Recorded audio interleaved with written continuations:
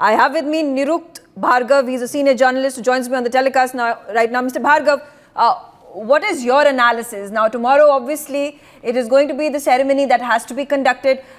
There is going to be government formation. The cabinet is going to be formed. Now, again, the stakeholders over here, the big wins that have happened. One is, of course, Chandrababu Naidu, the TDP in Andhra Pradesh. The other one is the Nitish Kumar factor. Nitish Kumar has in fact come out and spoken and said that he is going to stick with the BJP. He is going to be part of the NDA. The BJP does not have to worry about him switching sides once again to Mahagathbandhan.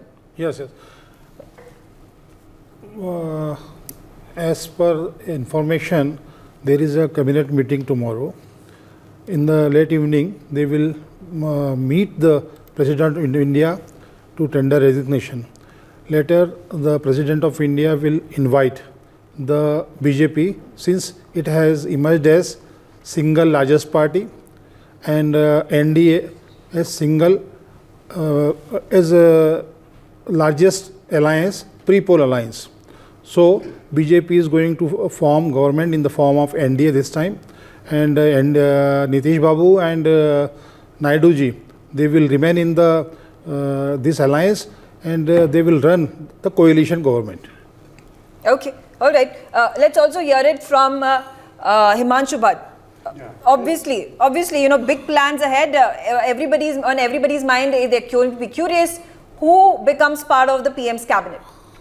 Well, I'll tell you one thing. I agree quite much with Rishabh what he said. Had there been a single largest party, Nitish Kumar will have a say.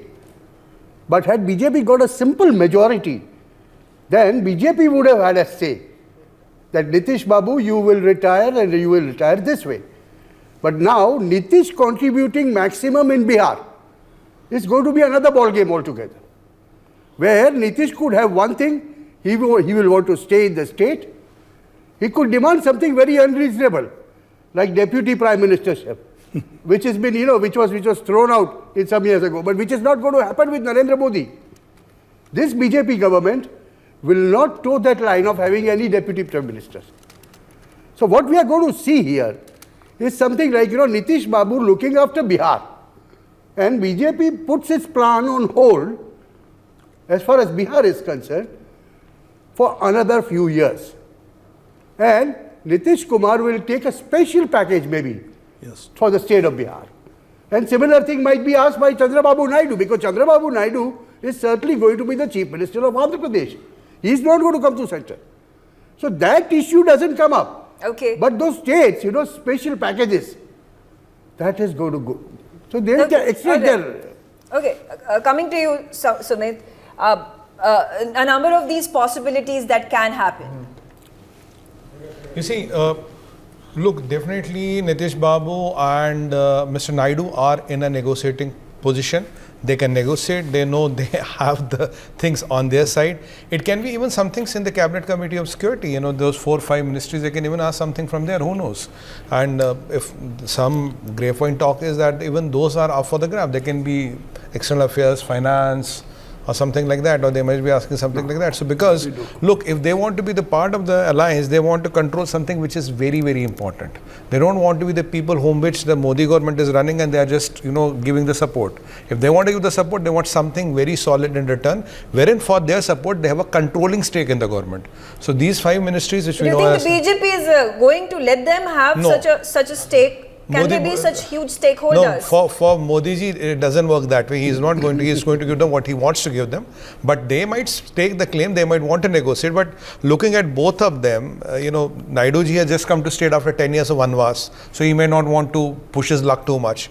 And Nitish Babu also knows if he pushes his luck too much, then there might be a lot left for him for the next term to bargain. So let's see where they settle up. But their demands can be unreasonable. There's no doubt on that. Joyita, yes. Quickly. You see, let's also not forget that Nitish is trying to launch his son in politics. Okay, and there is a possibility that he may want to consolidate his son's position in Bihar. That's always a possibility that we cannot discount. But yes, if Nitish has to come to the center, it has to be, he would expect something, a very big a portfolio. Okay, all right. Now, let's get in Devika again. And Devika, you have the numbers about the constituencies and states where Congress has gained. Yes, absolutely, Megha. Let's quickly have a look at where the Congress has made significant gains this time. First, of course, is Uttar Pradesh in 2019. They just had that one lone seat of Raebareli. 2024, they're up by that number and 6 seats this time. You're looking at Raebareli, Amethi, you're looking at Sitapur, and you're looking at Barabanki. Allahabad as well has gone to Congress as far as UP is concerned. Rajasthan, they were at 0 in 2019. They've managed to make inroads in 8 seats in Rajasthan. So this is where they've gained those seats this time around. Move on quickly to the next state where the Congress party has made gains. But of course, we're looking at Haryana as well in 2019. Once again, you could see that the entire map was saffron. This time around, the Congress party has given a tough fight on those 10 seats. It's gone exactly a split in Haryana, 5 for the BJP and 5 for the Congress party. So this has been the next big gain for the Congress party. Let's quickly have a look at the next set. Karnataka, we're looking at 1 seat in 2019 and in 2024, 9 seats the Congress party has gained in Karnataka. Let's move on to, of course, where Akhilesh Yadav has made his big gains in 2024. In 2019, he was at 5 seats. In 2024, he's at 37 seats in Uttar Pradesh. So he's managed to make inroads in 32 of those seats. And of course, he's also won with a thumping majority in his own seat. When we look at some of those seats, in 2019, they were Muradabad, Rampur, Sambal, Mainpuri and Azamgarh. Those were the 5 seats that the Samajwadi Party had won in 2019. However, in 2024, you can tell, of course, most of the map of Uttar Pradesh is now a split between saffron and red. And you can look at the inroads. Kairana, Muradabad, Rampur, Muzaffarnagar, Sambal, Badaun, Anola, Kheri, Dodara, Eta, Mainpuri, Firozabad, Kannauj, Etawah, Jalan, Fatehpur, Faizabad, Shravasti, Sultanpur, Azamgarh, Salempur, Balia, Ghazipur, Jaunpur, Robertganj, Kaushambi, Pratapgarh, Banda and Fatehpur. So these are the 37 seats where the Samajwadi Party has made inroads as far as Uttar Pradesh is concerned. Okay, all right. Thank you, Devika, for giving us all those details about Uttar Pradesh and other states where Congress has made inroads. All right. Syed Asad Abbas, talking about the stability of the government under Prime Minister Narendra Modi 3.0, isn't it a higher chance and much more a probability that a government under the NDA in 2024 is definitely going to be more stable versus the kind of projection that has been provided by the India Alliance members? Meghaji, it will be very interesting to see how the future holds. Precisely the reason why 2014 Modi ji and the Bharatiya Janata Party, single largest party beyond 272 number, they got about 282, 283. So they could take any decision that they want, policies, law, all of that. Coming to 2019, 300 par, 303 seats. Likewise, they had all the powers to do the same. But this time they're getting around 240, 242. So therefore, it is going to be alliance. So therefore, many issues, policies, decisions, it needs to happen in coordination and complete cooperation of their allies too. The India, of course, has worked previously in both the terms, but this time, largely it was one man Modi who was taking the big decisions. But this time, there are going to be partners. I'm sure it will be quite interesting as to how the power will be divided. But nevertheless, I'm sure in the larger good of the people, Modi 3.0 coming in, we need to respect the mandate of the people. Bharatiya Janata Party is the single largest party, and undoubtedly, they have all the right to form the government with their alliances. Where I'm also interested is, tomorrow, the India Gadbandhan, all of them are coming together. मैं ये जानना चाहता हूँ ऋषभ साहब से कि क्या खिचड़ी पक रही होगी इनके साथ. Are they trying to, maybe poach a Nitish Kumar and a Chandrababu Naidu? I just said, Sayed, I just said it several times, okay? Yes, they've tried. It's not happening, okay? And and frankly, I don't want to disagree with Sumit, But the reality check is, if we are thinking that one of the CCS, which is the Cabinet Committee on Security, which is Defence, Finance, External Affairs, and Home, is going to JDU, no chance, zero chance of that happening. It's not going to happen. I agree with you, Rishabh. I told you what the formula is going to be. That Nitish Kumar would have been promoted to the centre and retired from state politics, and the BJP would have formed its first chief minister in Bihar. That is probably what is not going to happen. Nitish Kumar, if he comes to the centre, he's not getting one of the CCS positions. That's going to be a person who Narendra Modi morning, evening, night can work with 24/7. Okay, not a politically convenient person.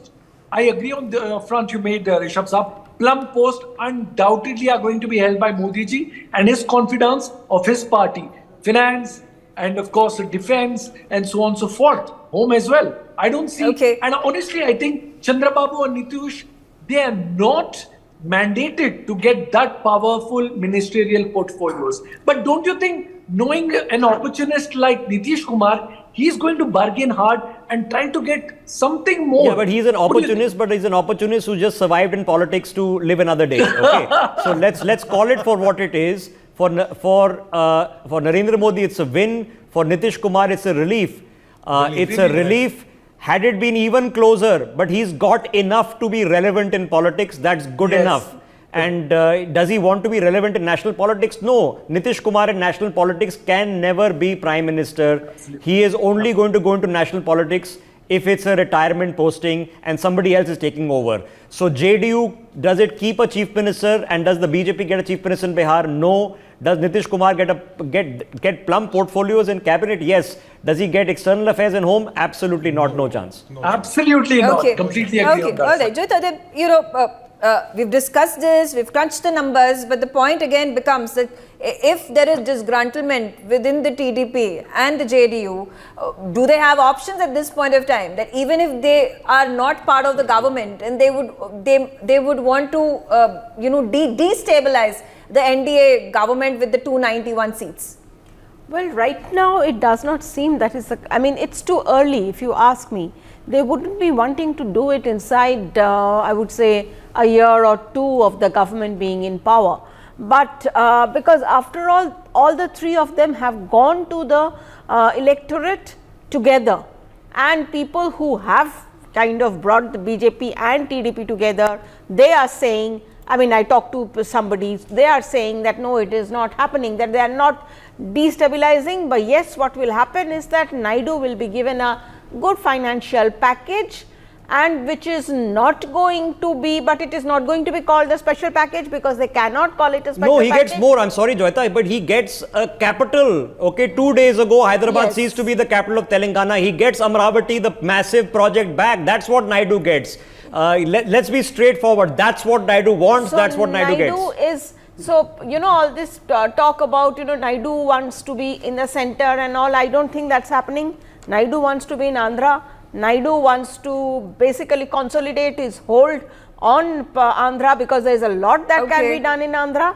So I don't think would like these to two destabilize political the leaders have to suffice with the kind of packages, like you said, they would want to be at their home turf, they would want to be in Bihar, and they are going to want to be in Andhra Pradesh.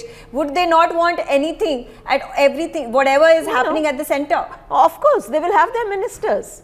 They will have their ministers. They will get decent portfolios. Okay, all right, but not the topmost posts of Defence Ministry and Home Ministry and the External Affairs we Ministry. don't know that as yet what they will get. Okay, all right, Sumit. So now herein, of course, the India Alliance members have been rejoicing as well. Congress and Priyanka came out of the Congress headquarters hand in hand, and a lot of them asking Prime Minister Narendra Modi to resign on moral grounds. And this is the kind of narrative that has been built by the TMC, by Sharad Pawar, by Congress. Is this, hitting a note with the people of the country? Well, definitely not, because mathematics and morality are the two sides of the pole. They are oxymorons. What does morality got to do with? You have a man with 291 seats here, might go a little bit higher as well. He has the mandate. He is going to be the next PM. He has fought with the pre-electoral alliance, and that alliance has got him votes. His individual mandate is more than all you put together. This is circus of absurd if you get all together, say resign, or morality. What morality? Numbers are there. There is nothing called morality.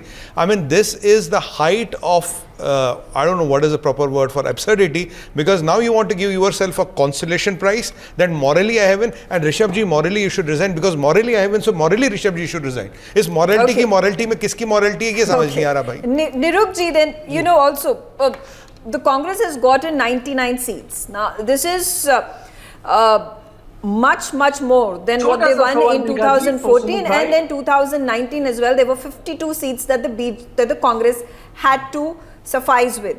And at this point of time, yes, it's a long stride that has been taken from the anonymity that they witnessed in 2014. That was a thumping, drubbing that they saw at the hands of the BJP. But is this too soon to come out? I'll come to you, sir. Is this too soon at this point of time come and say that this is a massive victory for the Congress? No, it's a remarkable victory for them. And I think Rahul Gandhi should be the leader of opposition. They've gotten just 199 seats. No, they are used to getting or even more than 400 seats back in the time of Rajiv Gandhi and Indira Gandhi. He will have to sit on the opposition, and he should own the responsibility of leader of opposition and just wait for the power if they come in. If they comes in 2029. 34. Okay. Come on, Niruk ji, we can have much more fun with this conversation. Should Rahul Gandhi give up Rai Bareli and hold on to Wayanad and get Priyanka Gandhi elected in a by-poll to bring her into parliament for the first time? That's a much more spicier conversation if you're discussing the opposition. Absolutely. So yeah, what are the chances? Say, do you want to make a point? Absolutely. I think, I'm so glad on the very intellectual end, I'm agreeing with Rishabh Saab. Yes, it is from a very strong source. I heard in one of the media interviews that it is going to be a Gandhi Parivar.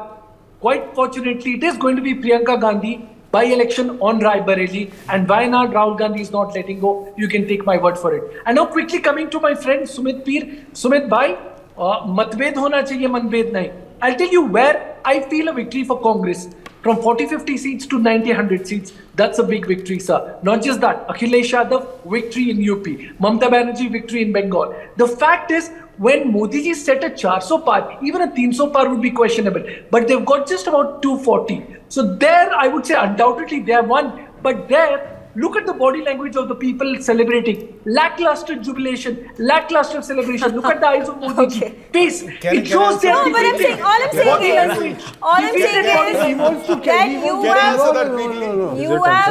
that you have gone ahead and staked majority. You have gotten the numbers. You are forming the government, and you're still saying that the BJP is not performed.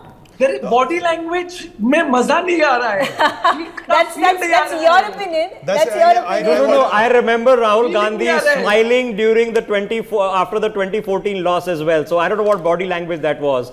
It all matters in bottom lines. The Congress party today has to come out and say, we've done well. They've done well. Give them credit. Rahul Gandhi has reinvented himself. He has spent so much time with the best mentors, best training, best opportunities. 54 now. He's put it together, he's done his yatras, and he can say that this has been his best electoral performance at the Lok Sabha. So he's going to go away with that. But in the end, you're just sleeping better because, yes, as Niruk ji mentioned, you are back in opposition come 2 weeks from now. Correct? Absolutely. Can I make a small point? Yeah. But you see, Rishabh Saab, maza nahi aa raha hai, Rishabh Saab. Pata nahi. ऐसा मजा चाहिए मजा नहीं आ रहा तो यार वो picture देख लो ना. पिक्चर अभी बाकी है, दोनों तरफ बाकी है. पिक्चर देख लो, पुष्पा देख लो. Pushpa is a good movie. Why is the body language so defeated? I want to know. Body language देख के बोलिए. Body language. Pushpa. Sayyid Abbas, who is going to go on a holiday after this? Okay. Who needs a break? Okay. Who needs a break? Who will be going to Thailand? Honestly, I don't know where, but who's going to go on holiday? Honestly, Phuket. I would love to take a holiday with all of you, my friends of NewsX. over the last so many days we've been together. Kudos to you guys and your work. Hats off, guys. And You've done a great Abbas, I want to make one Okay. point. You see, Quickly, if Congress has done fantastically well, double their tally. So if somebody is double their tally, you say it's a fantastic work, then Kejriwal's increment is 400%. Zero se 400%. Kejriwal should be celebrated. 400%. Sorry, That's so one bad. small interjection on this. For the Aam Aadmi Party, it's a very tricky situation because tomorrow morning or day after morning, the Congress is going to disown them very rapidly in Delhi. And it's a tricky I hope situation not. because it is a tricky situation. There's an election coming up in Delhi in a year's time. So it's a Yeah. tricky situation for the Aam Aadmi Party. There's no doubt you've not heard from them, not just because. Good forecasting, Rishabh Saab. Yeah, Yeah, it's a tricky they've not come out and made any press statements. All the 7 seats have once again been won by the BJP. So that's minus one. Okay, 6. Okay, all right. So Joytak, obviously your opinion in all these things. Congress again coming back. It is going to be the majority opposition party who's going to be the leader of the opposition in both the houses. That's an important, responsible role to take on.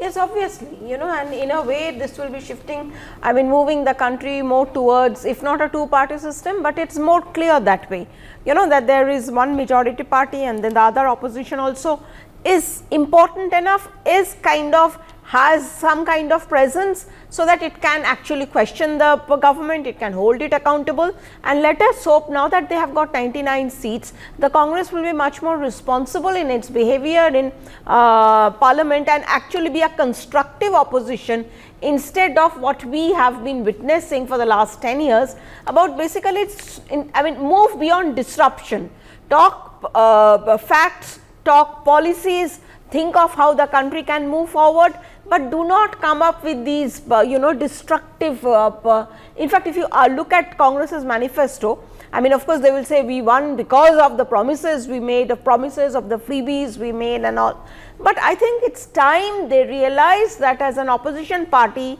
which has nearly reached, it's almost a 3-digit number, it is time they became more responsible. Okay, all right. Professor Also- Malum Nalapat also, also on the but, telecast Joyita with me. ji- Professor Joyita ji- Nalapat, the larger question of BJP's agenda, the NDA government that is going to be formed most definitely, and Prime Minister Narendra Modi also in his speech spoke about the 2047 vision. He's spoken about how corruption needs to cease and the BJP government will move forward in its agenda as it has carried out in the last 10 years.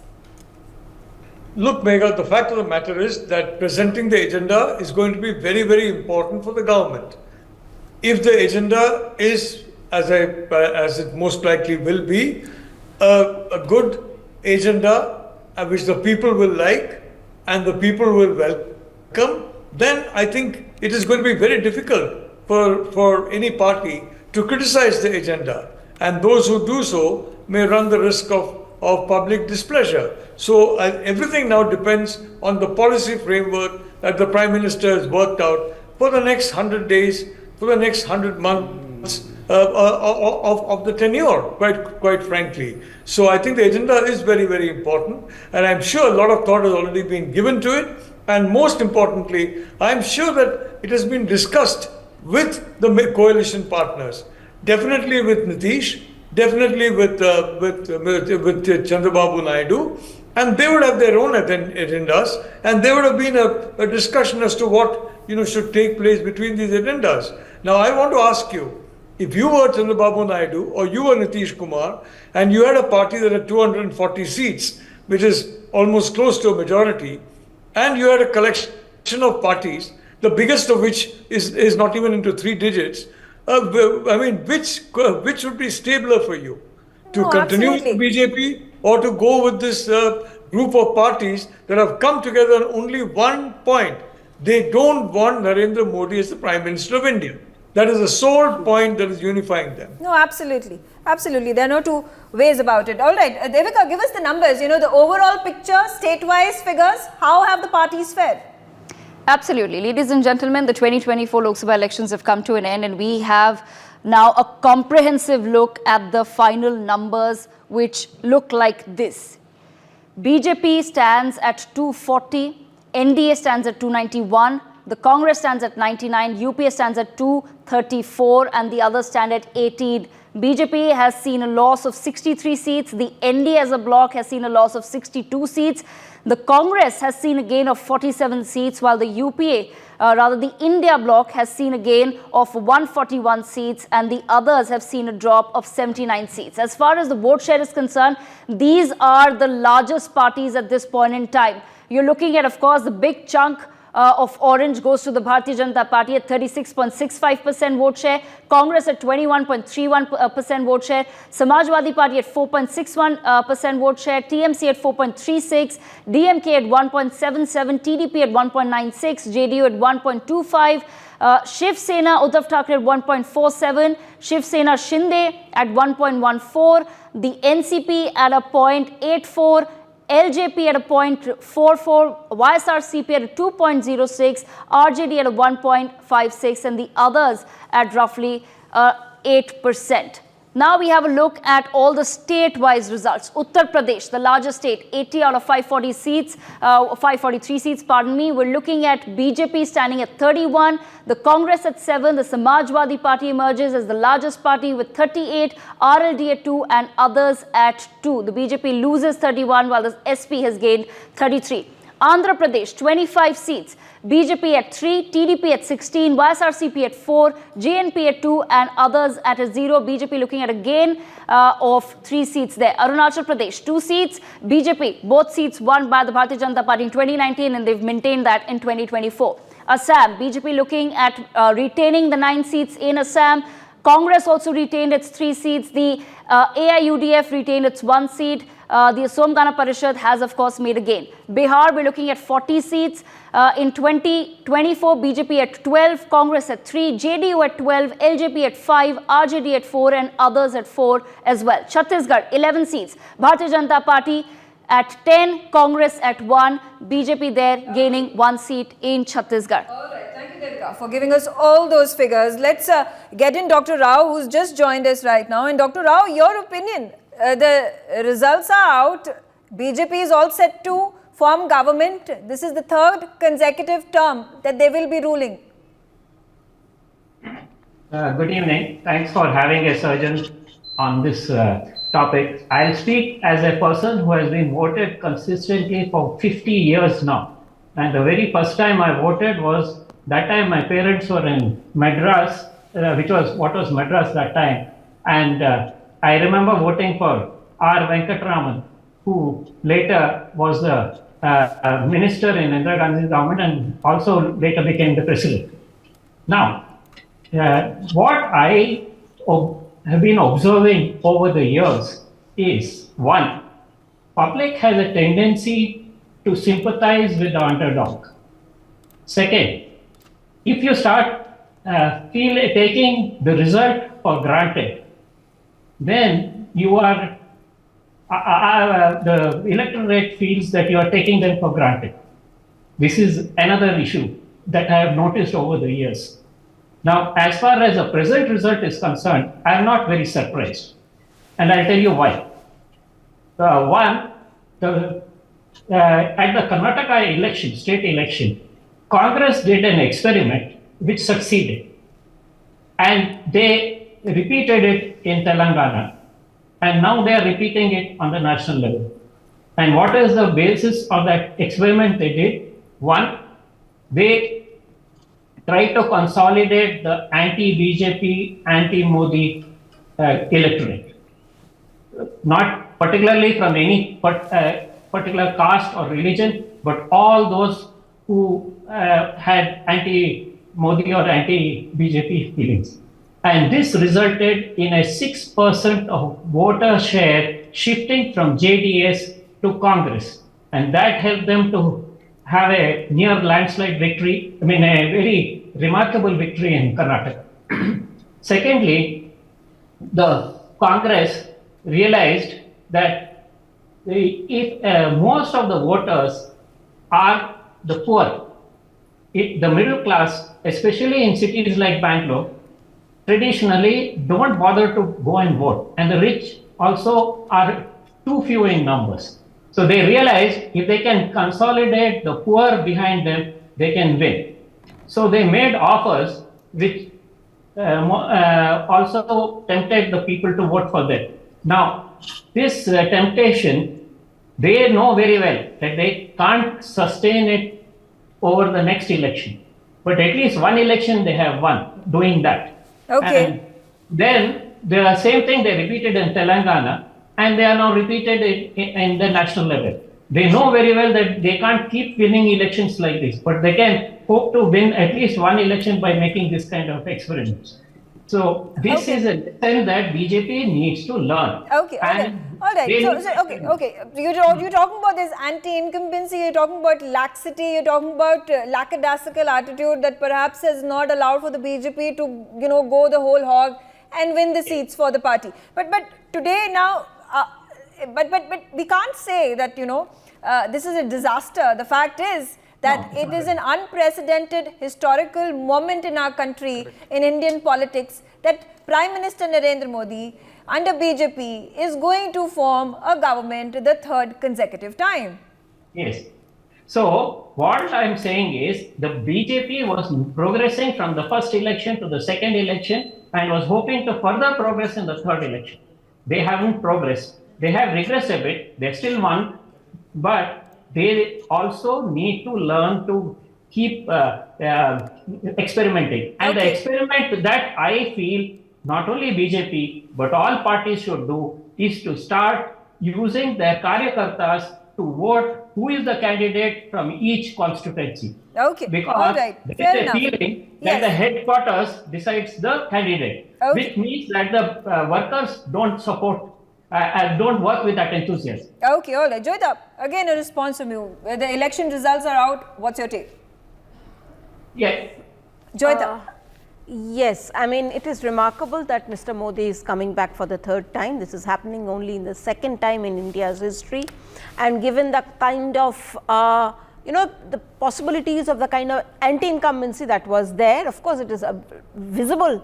That is the reason why BJP did not get the majority on its own.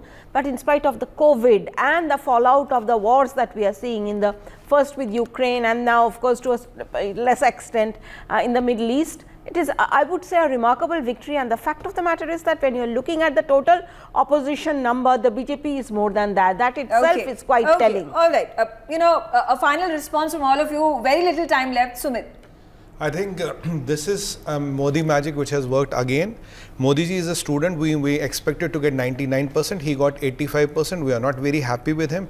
Except UP and a bit of setback in West Bengal, BJP has done fantastically well. Okay. Niruk ji. Yes, we have to see what the NDA government is coming out with their agenda, joint program. And I expect Modi ji is in the form of Atal ji. He has to be very inclusive this time, so as to compensate all their allies. Himanshu Bhatt. I think Modi 3.0 will be much more firmer and stirrer than what it was. Okay, all right. I also have with me Professor Madhav Nalapat. Look, I'd like to say very clearly that let me focus on the Congress party. I had said early on, it has to go past three figures, preferably 130, 150, to claim leadership of the anti-Modi opposition. It has not gone to three figures. So the leadership of that is still, therefore, there is no leader of that particular coalition, which is why it's a more fragile coalition. So the point is that a lot of things can take place over the next few months and the next few years. But in the meantime, I agree very much with Mr. Himanshu Bhatt that yes, the Prime Minister will have an agenda, a focused agenda, and he is going to go full forward on implementing it. Syed Abbas. One thing I've really learned is in the world of politics, anything is possible. Also, as a matter of fact, one more learning, do not take exit polls too seriously. Like Rishabh Saab said, take it with a pinch of salt. And exit polls are not exact polls. Okay. And lastly, मैं गालिब का एक शेर है अर्ज करना चाहूंगा news के तमाम दर्शकों के लिए। गिरते हैं शहसवार मैदानी जंग में, गिरते हैं शहसवार मैदानी जंग में, वो तिफल क्या गिरे जो घुटनों के बल चले। और मुझे एक ही याद है in return which still remains for the Congress, which is I told Sayyid ji yesterday, Hunuz Dilli Durast, That's what it has remained. Megha, you know, finally, for the rest of us, Farsi. it yes. is Delhi bahut dur hai. a stable Good one. government. Rishabh We Sahab. don't have to stay Delhi dur awake hai. all night wondering where Sharad Pawar is meeting Nitish Kumar and whether Chandrababu Naidu is flying to Bombay. None of that's going to happen. So it's a stable government, and we can all take that away, and that's probably the biggest one-line takeaway, Megha. All right, on that note, I take a break. I thank all of you for joining me on the telecast. Tomorrow is a new day and there are going to be all the developments. So stay tuned on NewsX.